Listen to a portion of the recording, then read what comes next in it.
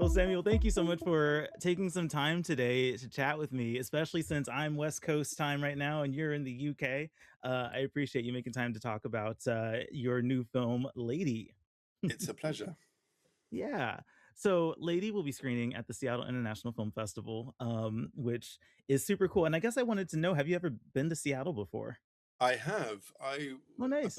10 years ago, I was shooting a commercial there, and I happened to have a short film of mine playing whilst I was there called Offline Dating. So this was probably 2016. Oh, very cool. Well, welcome back to the Pacific Northwest when you get Yeah. here. Um, so how I guess I want to know how it feels to have your debut feature film screening at the Seattle National Film Festival. Well, as I said, I've been there before. It's a festival that I really enjoyed when I attended, and always had it kind of on the list of somewhere that I wanted to come again. And it's great to have the privilege to come back with my debut feature. So I'm thrilled. Hmm. So Lady, what a movie. This is I think you've described it as an offbeat comedy about a narcissistic aristocrat that lives in this massive mansion. And she has a filmmaker come to document her life while she's going through this like existential crisis in a sense, this kind of sense of loss of her identity. It's such an interesting story, especially with how how eccentric it is. Tell me about the development of this film. I've heard the story about your inspiration on where this came from in the YouTube channel that you subscribe to. Give me a little bit more insight as to how you went from inspired from this YouTube channel to developing this story. So I suppose I just kind of had this character. That's kind of what it started with. The character that I was so intrigued by the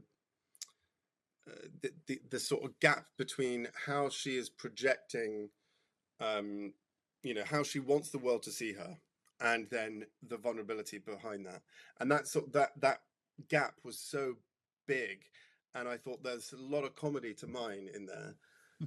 And I suppose it started with that, and then it kind of was like, okay, well, where, if she's someone who wants the world to see her in a certain light, well, then she should invite a film crew to come and document her, to show off how awesome she is. And so that's kind of how it evolved. It's like, okay, well, then, who's this film crew, and then there's a director. I guess that could be someone like me, and that's kind of how it evolved.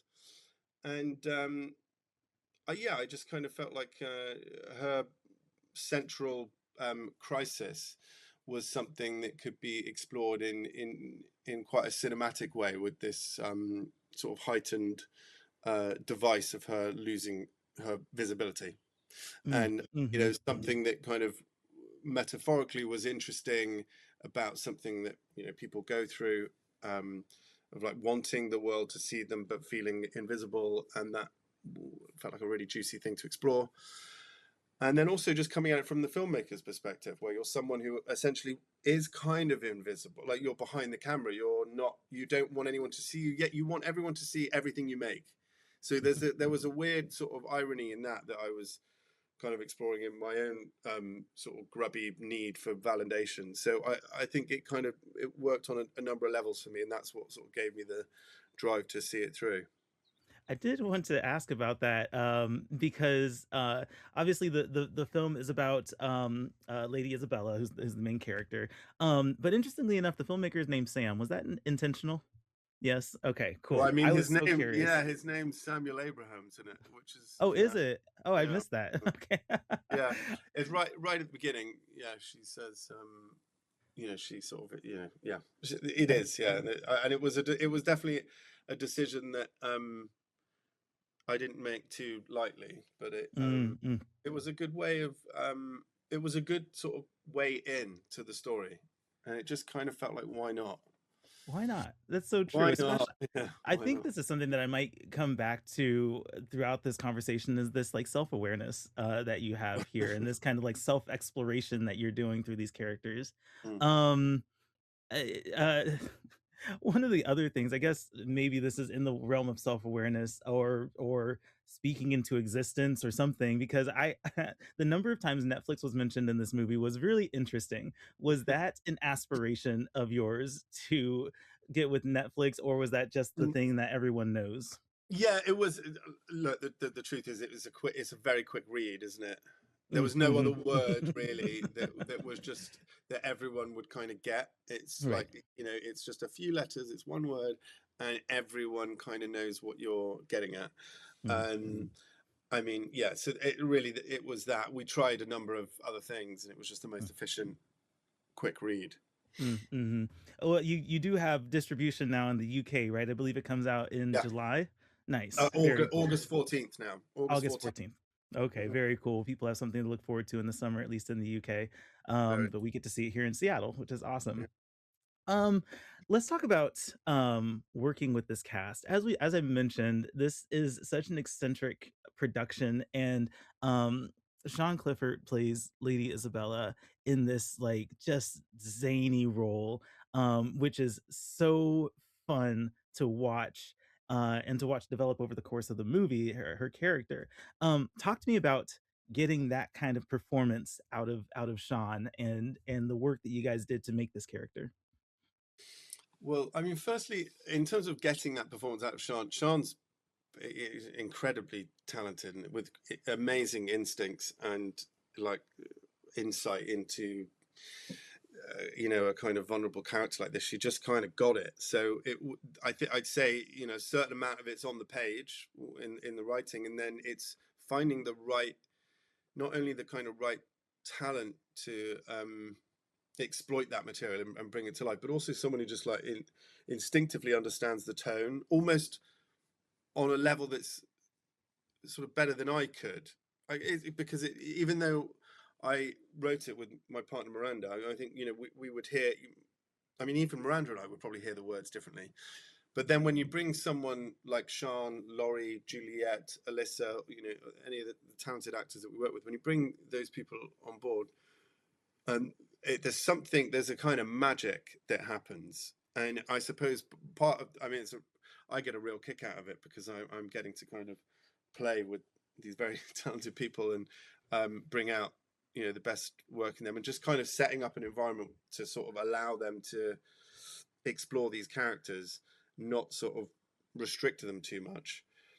I think, yeah, I think, as I said, the character kind of, there's enough on the page there that when we met, she kind of got it. She understood the tone. She understood the character from a kind of deep level, and could, I think, together, just we spent a lot of time just sort of talking in prep, just talking about it, not no rehearsal really. And just through those conversations, whether that's kind of references or just talking about character and kind of where she's coming from, and unpicking the sort of like layers of the character. And then when you're kind of filming a performance like that, I think it's just, yeah, allowing the right space for the actors to find that character, because they're the ones who bring it to life, and it's really magic when you get to watch it. Yeah, well, similarly, I mean, Laurie is kind of co-star here, and they have this this really interesting dynamic, almost an opposites attract Right. kind of thing. And so curating that, is it a similar thing as what you're saying here, with like a lot of it being on the page, and how much of that was just naturally between both actors? Well, yeah, I think it's like there's something on the page, and you're kind of, and then a vision that you're kind of striving towards, and then you know a big part of directing a performance is also just choosing the right person and the right Mm-hmm. people and the right ensemble. And that's like the biggest bit of direction you'll do with them. It's who is going to play these characters.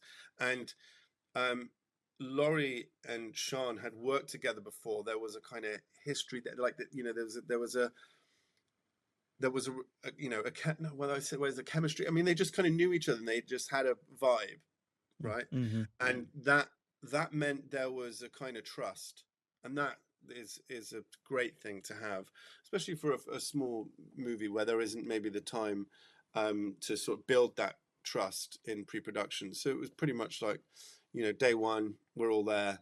And I knew that because they'd had that, that was really helpful for me. But I mean, really also it's just, you're looking for, yeah, it was an odd couple thing. It's about the contrasts, and they should look different, feel different, their energies are different, and both actors were very aware of that, and we kind of would just keep pushing and dialing, in the opposite directions, and they're both so talented that it was, they kind of made that, really. Absolutely. Let's talk about the location, Yeah. because I'm watching this movie in this massive mansion and all of this like really these awesome set pieces and everything. I just how did you lock down this place and give us aspiring filmmakers advice on getting a place this lavish for our films?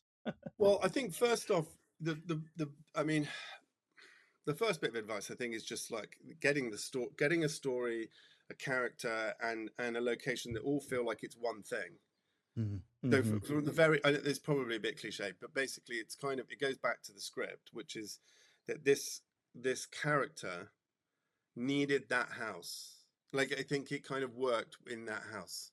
Mhm. So I think and part of it, I'd visited the house before and was kind of like, right, it's got to be this place. It felt like the right extension of her character, like the way in which um she wants the world to see her in a certain way. It's a kind of armor, it's a protection from the sort of darkness that she's trying to hide from, that's within. And so the house should be kind of, I mean, there's in England we have a lot of big stately homes, and they're not necessarily Mhm. all like this one, Somerleyton, which is in Suffolk. This particular house has a kind of real light, a very colourful. It doesn't feel too dated. I mean, it's not like it's worn out. It's not tired. Mhm. It's not dilapidated. It's kind of giving the sense that it's kind of full of life and there's lots of color, and we really kind of push that in the art direction as well. And that's really kind of a character thing for Isabella. It's the same as her wardrobe. It's a distraction. It's all, she wants to be surrounded by beautiful things and colors and textures, so that she doesn't have to kind of deal with what's beneath. So that's the first bit, and then it's just the same as any making any independent film. It's difficult. Mhm. It's difficult, but and that's really then a better answer. You'd get a better answer from producers, but I think I can speak to it creatively. It was coming from the character and building out from there, and being very kind of clear on the kind of vision for it. Mhm. It's so interesting because you put so much value on the script, which of course that's kind of the starting point of a movie. But something I was struck by with Lady is the tone. Obviously it's comedic, it's eccentric, it's kind of offbeat, but there's also this interesting sentimentality to it. There's also this emotionality to it, especially kind of after a major event that happens where the relationships of the characters kind of change. It's interesting to see that emotionality play out and watch that character development change over the course of the movie, and that tone kind of adjust as well. Talk to me about translating that from page to screen. Yeah, that's a very good question, because that does feel like a big part of what the job of a director is, I suppose. And it's one of those things that before you've made a film, I mean, I've made shorts, but still, I think Hmm. people are kind of like, well, what is it? You know, and you're kind of like, well, I just kind of need to make it. I mean, you can, I have, you make documents of, like visual decks, a kind of reference of the mood and the tone. At the end of the day, it's kind of like every single decision, from wardrobe, edit, score, the performances, every single thing just goes in. It creates the kind of DNA of it, which is the tone, and it is a really it's kind of an instinctive thing, is the truth, I think. um it's like having something in your head that you kind of know, okay, this is the feeling, and this is what makes me laugh, or this is what I connect, or it sort of resonates with me emotionally. So I just always kind of steering the ship in that direction. And sometimes it's not something that can be expressed or articulated in a really neat way, other than like make the film. And then those 95 minutes kind of sum up what the tone of it is, I suppose. I mean, it's eccentric, isn't it?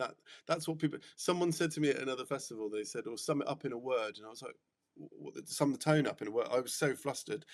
Luckily, Laurie, the actor who plays Sam in it, he was next to me, and he said eccentric, and I was like, "Oh, I like that. Yeah, it does have an eccentricity to it." So it can be kind of hard to see your own thing in a kind of simple way, but yeah.